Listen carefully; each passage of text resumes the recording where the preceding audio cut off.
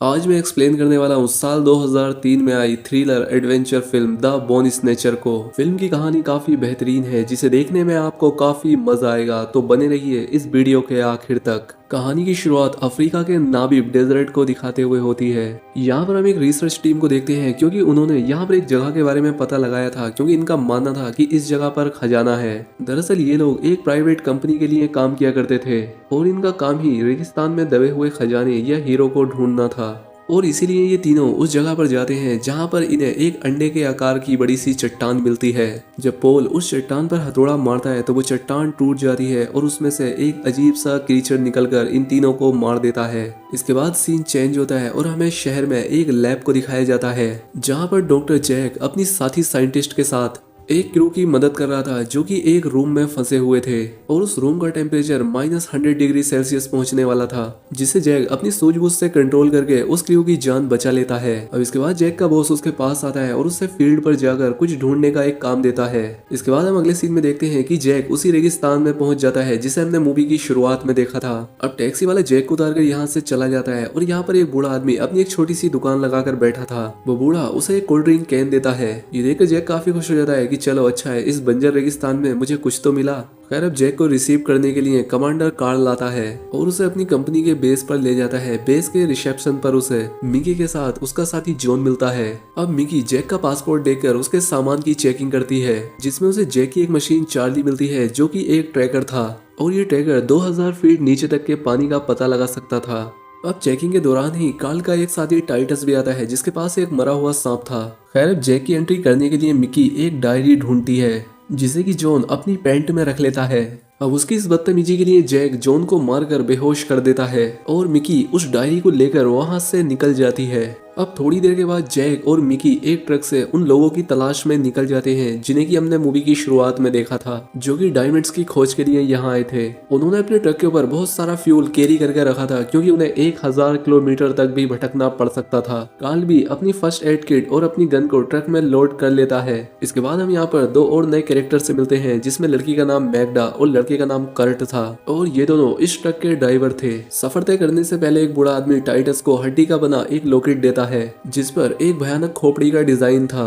खैर अब इनका सफर शुरू हो जाता है और हम देखते हैं कि जैक मिकी की तरफ थोड़ा अट्रैक्ट हो रहा था। अब काफी देर तक इस रेगिस्तान में भटकने के बाद मिकी को उन पहले वाले लोगों का ट्रक दिखता है। खैर अब जब ये लोग अपने ट्रक से उतरकर थोड़ा आगे जाते हैं तो इन्हें वहां पर दो इंसानी कंकाल मिलते हैं। एक कंकाल के पास एक चाकू भी था जिसे देखकर कार्ल समझ जाता है कि ये पोल की बॉडी है। अब सभी लोग यहाँ पर इस बात से हैरान थे कि इन लोगों की मौत तो यहाँ पर सिर्फ 5 से 6 घंटे पहले ही हुई होगी, तो इनकी बॉडी इतनी जल्दी डिकम्पोज होकर कंकाल कैसे बन गई। मिकी इसकी इन्वेस्टिगेशन करने के लिए पुलिस बुलाने के लिए कहती है, लेकिन कार्ल का शक उस तीसरे आदमी पर था क्योंकि यहाँ पर सिर्फ 2 ही कंकाल थे जबकि यहाँ पर 3 लोग आए थे, यानी कि उस तीसरे आदमी ने ही इन दोनों को मारा होगा। तभी उन्हें टाइटस आवाज लगाकर अपने पास बुलाता है। यहाँ पर इन्हें पैरों के निशान दिखाई देते हैं जिनका ये लोग पीछा करने लगते हैं। मैग्डा वही ट्रक में थी। अब इन्हें आगे आने के बाद पता चलता है कि शुरुआत में पैरों के सिर्फ 2 ही निशान थे, लेकिन अब उन्हें 4 पैरों के निशान मिल रहे हैं। तभी जैक का ट्रैकर एक डायरेक्शन की तरफ बीप करने लगता है, जिसके बाद सभी लोग उसी तरफ बढ़ जाते हैं।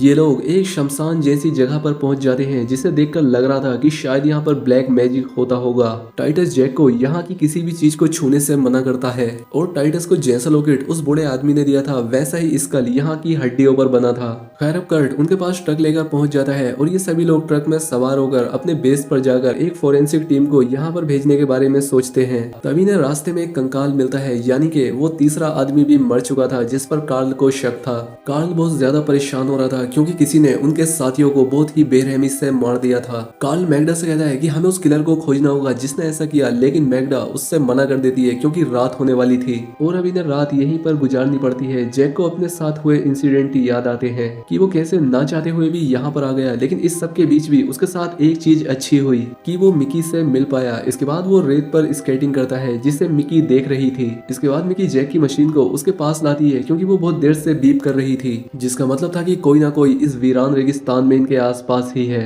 लेकिन जैक और मिकी अपना रिश्ता बनाने में लगे हुए थे। खैर जब यहाँ पर इन्हें बातें करते हुए काफी देर हो जाती है तो मिकी ट्रक में सोने के लिए चली जाती है, लेकिन जैक वहीं बाहर रेत पर बैठा रहता है और तभी उसका मशीन जोर जोर से बीप करने लगता है। जैक जब अपने आसपास देखता है तो उसे कुछ भी नहीं दिखता और तभी वो क्रीचर उसके सामने आ जाता है, जिसे देखकर जैक चिल्लाते हुए ट्रक के पास जाकर कार्ल को जगाता है।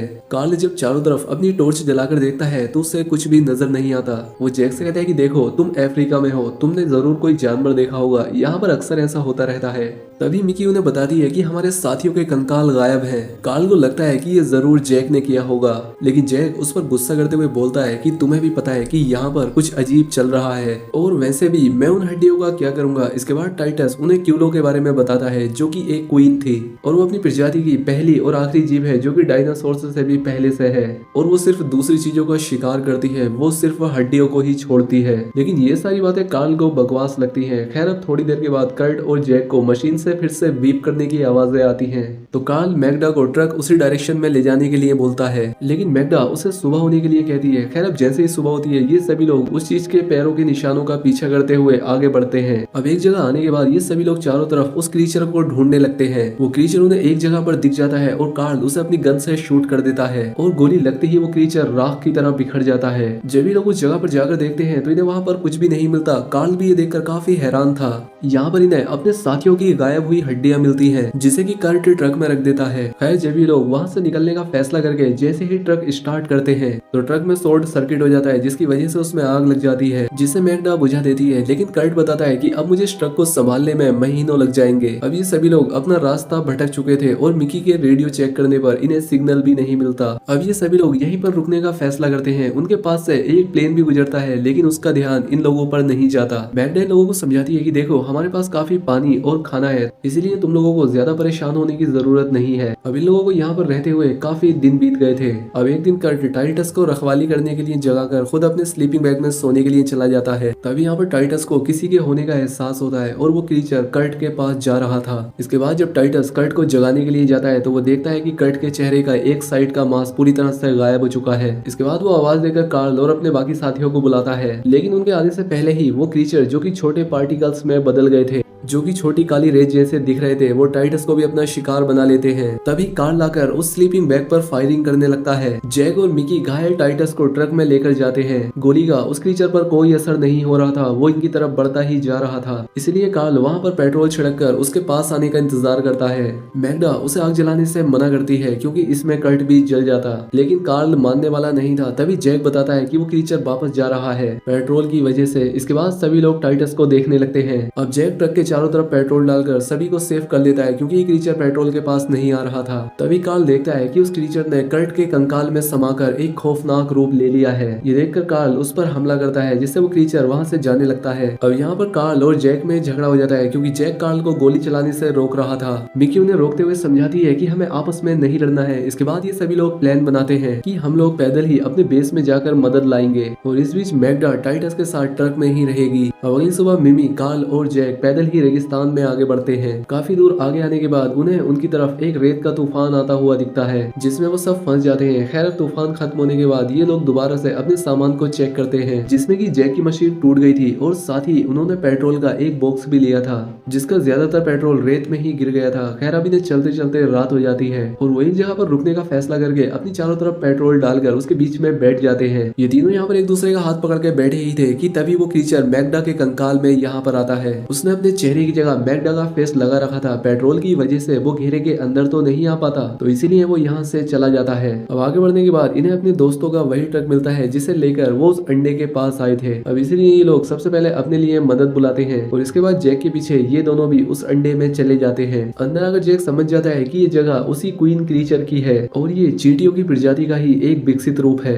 अब इनका साथी जॉन भी इनके पास तक पहुंच गया था। वो ऊपर अपने दोस्तों की डेड बॉडीज को देखता है। इधर ये तीनों भी समझ गए थे कि टाइटस की बातें एकदम सही थी। अब जॉन भी उनके पास तक पहुंच जाता है और उन्हें गन पॉइंट पर लेकर उनसे बाकी साथियों के बारे में पता करता है। अब ये लोग जॉन को सारी सच्चाई बताते हैं, लेकिन उसे यकीन नहीं आता। उसे लगता है कि इन्होंने डायमंड लेकर अपने बाकी साथियों को मार दिया, इसलिए वो इन तीनों को हथकड़ी पहनाकर अपने बेस की तरफ बढ़ता है। ये तीनों समझ चुके थे कि वो क्रीचर कितना खतरनाक है, इसलिए अगर इन्होंने उसे अभी नहीं रोका तो बाद में रोकना इम्पॉसिबल होगा। इसलिए कार्ल पीछे से जॉन पर हमला करके उसे बेहोश कर देता है, क्योंकि वो जान गए थे कि वो क्रीचर अपनी पूरी एक कॉलोनी बनाना चाहता है। इसलिए ये लोग उस माइन के पास आते हैं। उनके पास एक एक्सप्लोसिव लिक्विड था जिसे कार्ल अपने पास रखता है और ये लोग उस माइन के अंदर जाते हैं। इन्हें यहाँ पर कुछ भी नहीं दिख रहा था। तभी यहाँ पर जैक को एक पुराना जनरेटर दिखता है जिससे उस माइन में रोशनी हो गई थी, और इसके बाद ही उस माइन के अंदर जाने लगते हैं और हम देखते हैं कि उस क्रीचर को भी इनके होने की खबर लग गई थी। कार्ल उस क्रीचर को देखकर आगे बढ़ने लगता है। उसे आगे बढ़ने से मिकी और जैक रोक रहे थे